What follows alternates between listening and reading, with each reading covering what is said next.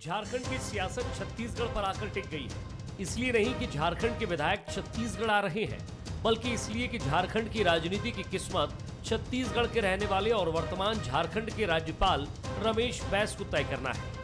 यूं तो राजनीतिक उथल पुथल के नजरिए से छत्तीसगढ़ कई राज्यों के लिए संकट मोचक बनकर सामने आया है।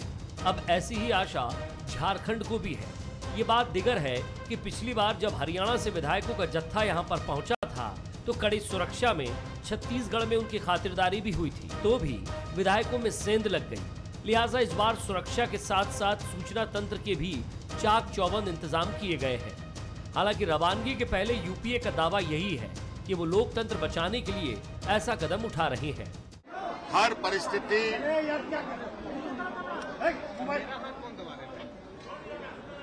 का सामना करने के लिए सत्ता पक्ष तैयार है। पहले भी देखा आपने और आज भी देखा और आगे भी आप कई चीजों को देखेंगे।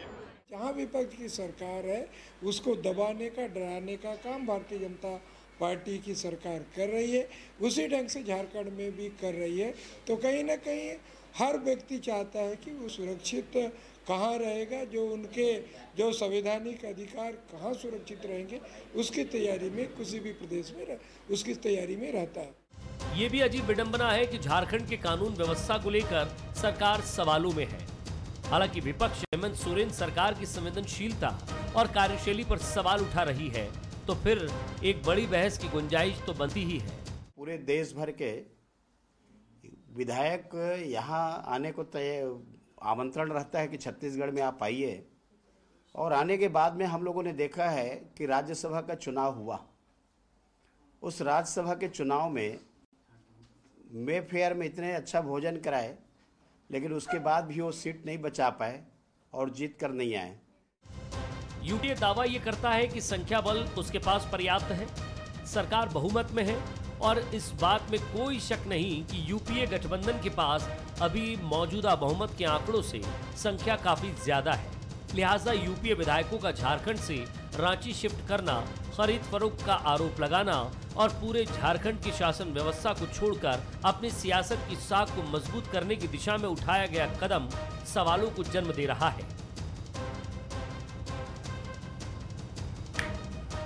झारखंड की राजनीति अब छत्तीसगढ़ के केंद्र में सिमट सी गई है। 2 दिनों का पूरा जमावड़ा यह बताने के लिए काफी है कि झारखंड की राजनीतिक तपिश को मैनेज करने के लिए हेमंत सोरेन ने यह बड़ा दांव खेला है। पहली बात यह है कि दुमका में एक युवती को जिंदा जलाने की घटना के बाद सरकार पर जो गंभीर आरोप प्रत्यारोप का दौर चल रहा था, उस पर मीडिया का ध्यान दूसरी तरफ भटकेगा।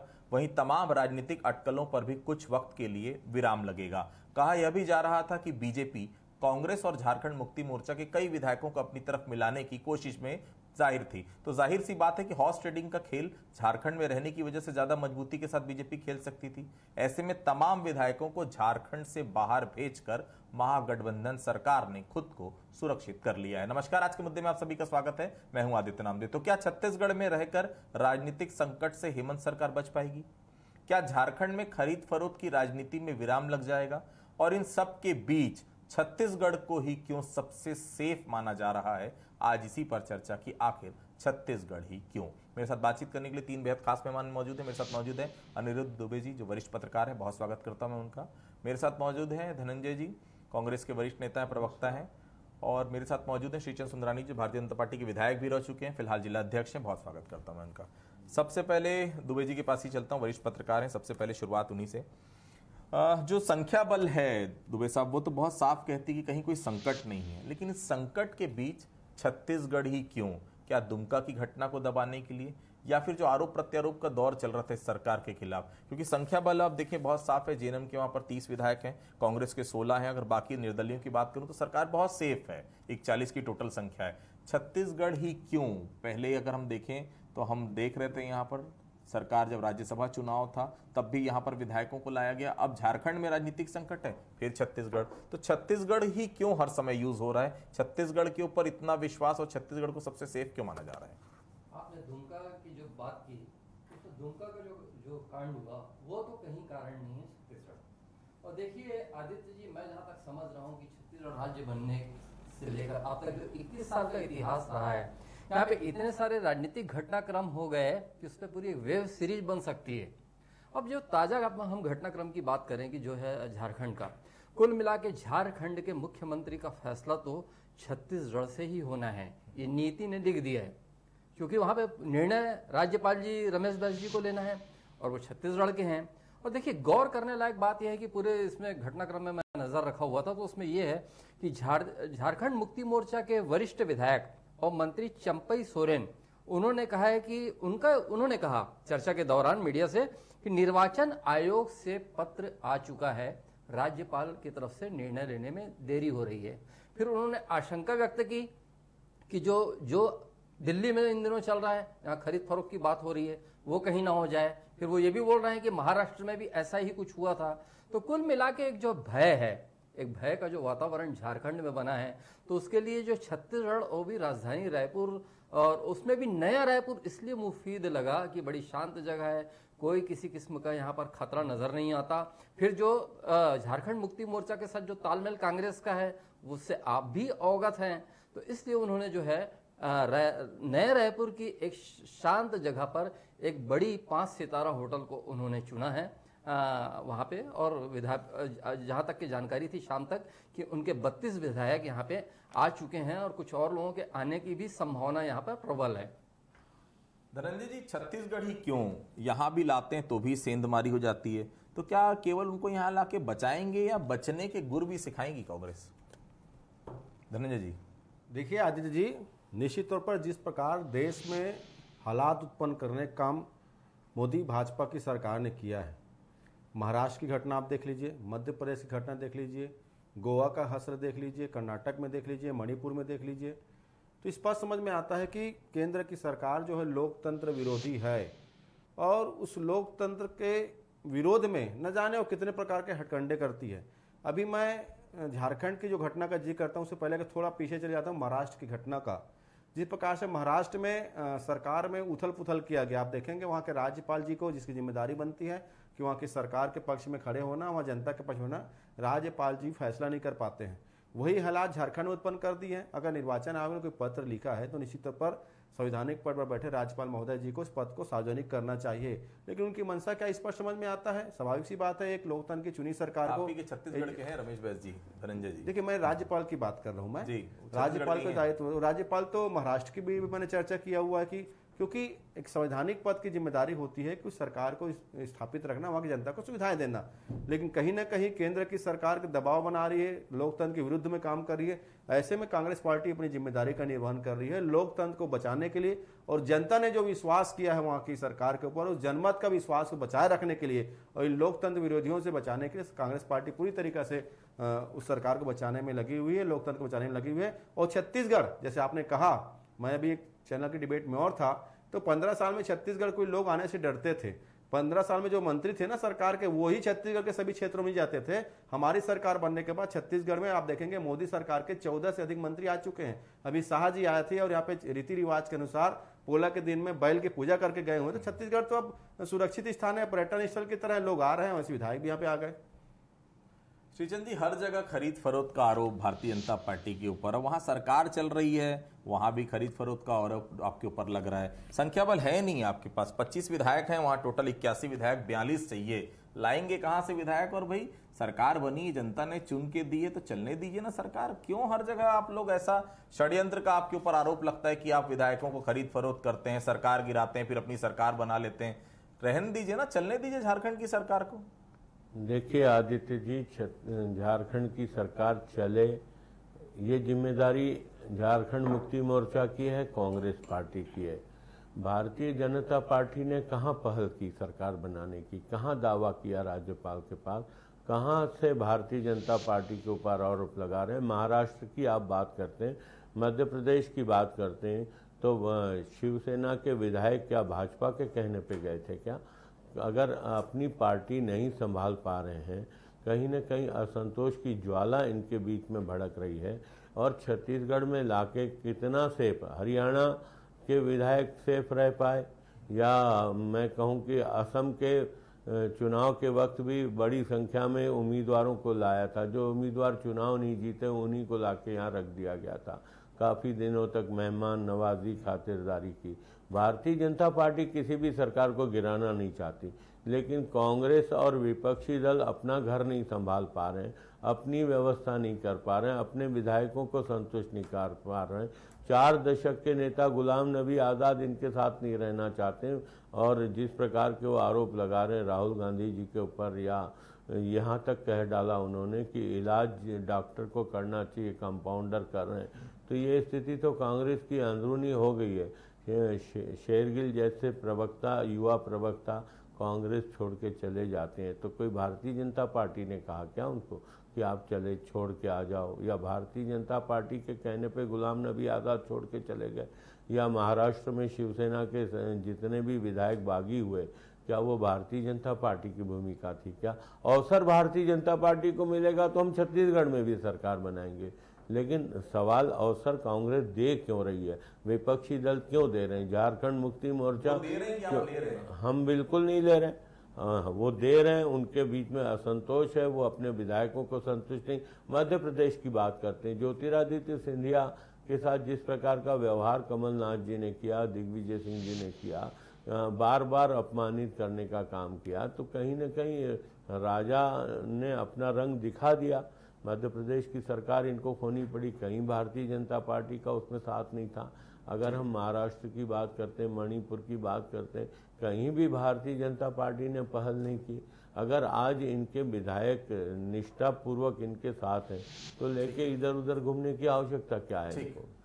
दुबे साहब, ये बड़ी बात इसलिए भी है कि कांग्रेस से अगर कोई चुनकर विधायक बना है, झारखंड मुक्ति मोर्चा से कोई चुनकर, जनता ने उस बैनर पे उसको वोट दिया, उस इंसान को जिताकर विधायक बनाया, ये हो क्या जाता है? थोड़ा सा लालच, थोड़ा सा ईडी सीबीआई का डर, जैसे कि कांग्रेस से आरोप लगाती है। क्या आप जिस पार्टी से चुनकर गए हैं उसके लिए आपको रायपुर लाने की जरूरत है? उसके लिए आपको क्या कहीं से दूसरे स्टेट में ले जाने की? अगर आप अपनी पार्टी के प्रति ईमानदार हैं, वफादार हैं, तो जरूरत क्या है किसी दूसरे राज्य में जाने में? आप वहां पर बैठ के भी बहुत आसानी से अपनी पार्टी का साथ दे सकते हैं। क्या ये माना जाए कि राजनीतिक जो लोग हैं, जो बड़े बड़े पदों पर रहते हैं, विधायक हैं, ये कहीं ना कहीं ईमानदारी का एक शब्द जो है पार्टी के प्रति, वो ईमानदारी और निष्ठा कहीं ना कहीं खत्म होते जा रही है? देखिए क्या है कि राजनीति को काजल की कोठरी कहा जाता है। अब क्यों कहा जाता है ये आप भी समझते हैं और मैं भी समझता हूँ, और जो हम अगल बगल जो बैठे हैं दो विभूतियाँ हैं वो भी इस चीज़ को समझती हैं। अब यह कि छत्तीसगढ़ क्यों और वहाँ भी सुरक्षित रख सकते थे तो क्यों नहीं रख रहे हैं? एक तो यह कि हेमंत सोरेन जी जो है बहुत ज़्यादा उम्र के कोई व्यक्ति नहीं है, युवा मुख्यमंत्री हैं, और मैं समझता हूँ कि जो उनका अनुभव का दायरा कोई बहुत बड़ा हो ये मैं नहीं मानता। और दूसरी बात क्या है कि उनको कहीं ना कहीं छत्तीसगढ़ इसलिए मुफीद लग रहा है कि यहाँ पे जो इंटरनेशनल जो है आदिवासी महोत्सव जब हुआ था तो यहाँ पे अतिथि के रूप में वो आए थे। छत्तीसगढ़ की बहुत सी जो है यहाँ की खूबियों को और यहाँ की नीतियों से वो प्रभावित होकर गए थे, और उन्होंने कहा था कि कुछ को तो झारखंड में भी लागू करेंगे। और देखिए क्या राजनीतिक हलकों में कुछ और चर्चा भी थी, जिसे मैं ये नहीं कहता कि सत्य है, बहुत सारी अटकलें चलती हैं, कई बार अटकलों पर विराम भी लगता है। ये भी सुनने में आ रहा था कि आ तो ये 3 या 4 दिन पहले रहे थे, लेकिन जो अमित शाह जी का प्रोग्राम बना हुआ था यहाँ पर, तो कहीं ना कहीं उसको लेके भी मन डावाडोल हुआ।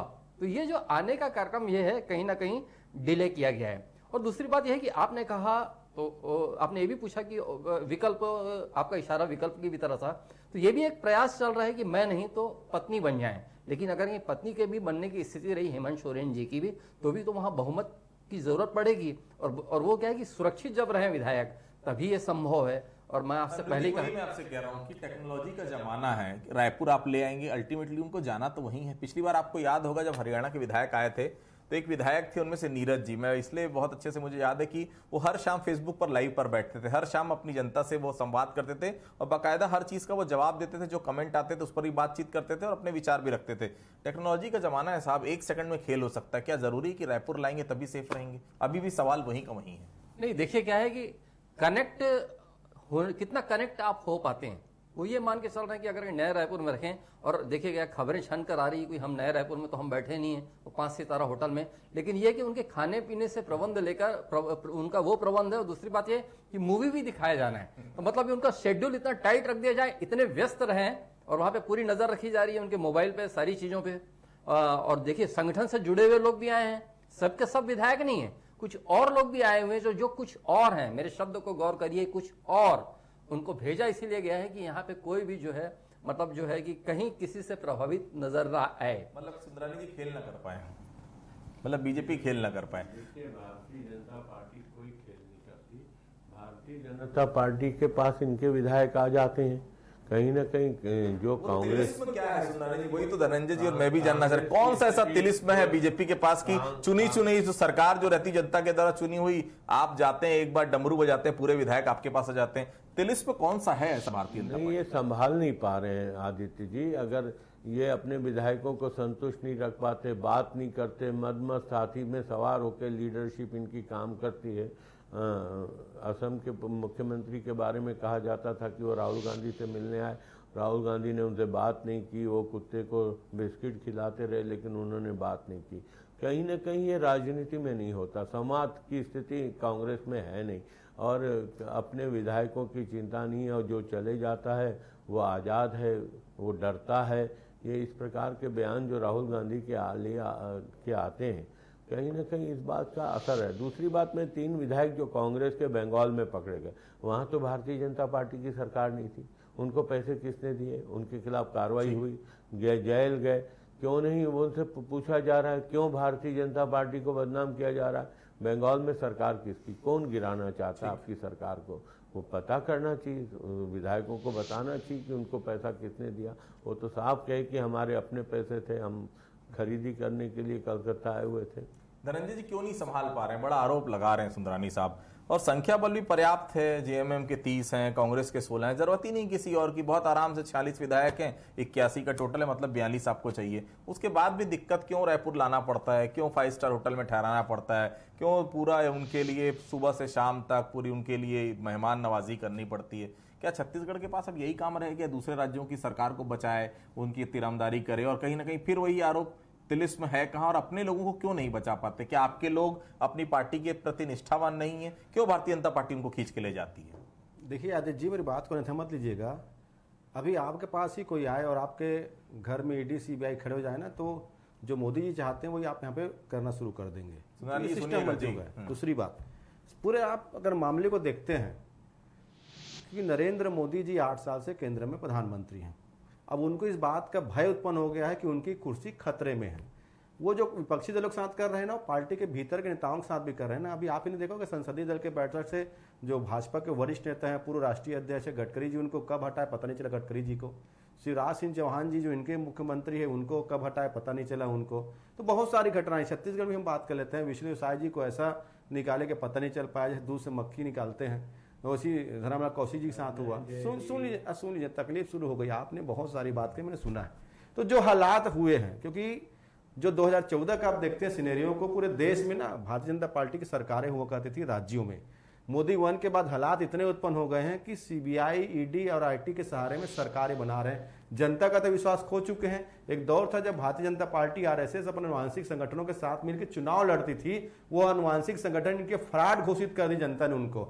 और अब इनके किनके सहारे में बैठे, क्योंकि मालूम है अगर कांग्रेस पार्टी की मजबूत विपक्ष की तरह जनता के साथ खड़ी हुई है तो क्यों ना कांग्रेस को ही डैमेज किया जाए, इसलिए पूरा काम कर रहे हैं। मैं कह रहा हूं ना, मैं सीधा सीधा बात कर रहा हूं, आपने जनता का विश्वास खो दिया है और हमें डर किसी बात का नहीं। लेकिन चूंकि लोकतंत्र के हत्यारे अगर कहीं बैठे हों और लोकतंत्र के विरोधी कहीं बैठे हो ना, तो सबसे बड़ी जिम्मेदारी बनती है लोकतंत्र को बचाए रखना। सुंदरानी जी कह रहे थे कि हरियाणा के लोग यहाँ पे आए थे, उसके बाद क्या हुआ? तो स्वीकार तो करते हैं कि भारतीय जनता पार्टी किस प्रकार की हरकतें करती है। अभी दिल्ली में आप पार्टी की सरकार गिराने की कोशिश किया गया। केजरीवाल जी ने कहा ना कि 800 करोड़ रुपए नरेंद्र मोदी जी की सरकार विधायक खरीदने रखे हुए हैं। महाराष्ट्र सरकार को गिराने के लिए लगभग 2000 करोड़ रुपए खर्च करने की बात होते हैं। कह रहे थे असम कैसे पहुंच गया महाराष्ट्र के विधायक जो है, और अचानक आपके जो जिनके पास बहुमत भी नहीं वो मुख्यमंत्री कैसे बन जाते हैं? पूरे देश देख रहा है, कुछ देश देख रहा है। पिछली बार हरियाणा के विधायक आए थे तो उस समय नेता प्रतिपक्ष हुआ करते थे धर्मलाल कौशिक जी, अनिरुद्ध जी को याद होगा, उन्होंने कहा था कि क्रॉस वोटिंग तो होगी ही, ये शब्द था, मुझे अच्छे से याद है। ये सीधा सीधा बात है। मतलब आप जनमत की चुनी सरकार को, जनता के जो विश्वास पास सरकार है, ये स्वीकार करता है ना कि उसकी हत्या कर रहे हैं, उसको खरीद रहे हैं, उसको फरोख्त कर रहे हैं, उसको डैमेज कर रहे हैं, चोटिल कर रहे हैं, ये स्वीकार करते हैं ना। ये तो बोलते हैं हम तो कभी नहीं किए इस काम को, लेकिन बोल तो रहे ना। कैसे बचाएंगे आप? मतलब चैलेंज कर रहे हैं। ये भूल जाते हैं कि कांग्रेस पार्टी विपक्ष में नहीं है, इस देश की 133 करोड़ जनता मोदी सरकार के खिलाफ विपक्ष में खड़ी हुई है, और जो सरकार को गिराते हैं, लोकतंत्र की हत्या करते हैं ना, ये उन्हीं जनता की चुनी हुई सरकार है। आप जनता को चैलेंज मत करिए, कल आप भी विपक्ष में रहेंगे, कल दूसरा विपक्ष में रहेगा, उस दौरान भी जनता विपक्ष होगा, लेकिन लोकतंत्र की मर्यादा बचा रख लीजिए। ठीक है, आपकी सरकार है 2024 तक, उसके बाद क्या होगा? उसके बाद लोकतंत्र ही रहेगा ना। तो कहीं ना कहीं जो नरेंद्र मोदी जी की कुर्सी छीने जाने का डर है, वो डर दिख रहा है, और पूरी विपक्ष की सरकार को इस प्रकार के डैमेज करने का काम कर रहे हैं। इनको लोकतंत्र का भरोसा नहीं है। सुनारी साहब, देखिए, हमें प्रजातंत्र पे भरोसा है। प्रजातंत्र की दुहाई कांग्रेस पार्टी को देने उचित नहीं लगता, क्योंकि देश में प्रजातंत्र का गला घोटना, धारा 356 का दुरुपयोग करना, ये कांग्रेस की नियति रही है। कई बार हमारी सरकारों को धारा 356 का उपयोग करके भंग की गई, चाहे 77 की बात करें, 93 की बात करें, 80 में इन्होंने हमारी 9 सरकारों को भंग किया था। उसके बाद 93 में हम लोगों की सरकार को भंग किया था, लेकिन हमने किसी को भी 356 का दुरुपयोग नहीं किया, क्योंकि हमारा प्रजातंत्र पे विश्वास है। कांग्रेस तो आपातकाल लगा के गला घोटा था प्रजातंत्र का। ये कहाँ से कांग्रेस बात करेगी प्रजातंत्र को हम लोग समाप्त कर रहे हैं। भारतीय जनता पार्टी को किसी भी सरकार को गिराने में कोई रुचि नहीं है, लेकिन इनकी अपने पापों से कोई सरकार गिर जाएगी, और भारतीय जनता पार्टी के पास अवसर आएगा तो कोई भी राजनीतिक दल अवसर को क्यों छोड़ेगा। 10 सेकंड। देखिए, भारतीय जनता पार्टी के लोग लोकतंत्र की बात करते हैं तो ऐसा लगता है कि ये अपने ही नीतियों का विरोध कर रहे हैं। अरे आपको लोकतंत्र की परिभाषा नहीं मालूम श्री नरेंद्र मोदी जी को, और आपातकाल की आप बात करें, 8 साल में आपकी सरकार है। अच्छा, आप परिभाषा सुन लीजिए ना, तो संविधान आप से क्यों नहीं हटा? आप आपने परिभाषा आपातकाल बताओ। आप लोकतंत्र की परिभाषा नहीं मालूम, हमको नहीं बताना। तानाशाही रवाज चलते हो और जनता देख रही है। आप लोकतंत्र की हत्या करना चाहते हो, जनमत की हत्या कर रहे हो। ये हत्यारे लोग इन हत्यारों से जनमत बचाना है, इन हत्यारों से लोकतंत्र बचाना है। आपातकाल क्यों नहीं हटा? 8 साल में आपके प्रधानमंत्री है, सरकार में है, क्यों नहीं हटा? क्योंकि आपको संविधान पता है, और लोकतंत्र की हत्यारी भारतीय जनता पार्टी, लोकतंत्र की हत्यारी केंद्र की सरकार। और फिलहाल ये थमेगा ऐसा नजर बिल्कुल नहीं आता। छत्तीसगढ़ में कितने दिन ये विधायक रहेंगे ये तो आने वाला समय बताएगा, लेकिन बहुत साफ है कि छत्तीसगढ़ में झारखंड की तपिश अभी आने वाले दिनों में भी महसूस की जाती रहेगी। तो आप सभी हमारे साथ चर्चा में जुड़े, आप सभी लोगों का बहुत बहुत धन्यवाद। आज के मुद्दे में फिलहाल इतना ही, कल किसी अन्य मुद्दे पर फिर से मुलाकात होगी, तब तक के लिए बहुत बहुत धन्यवाद।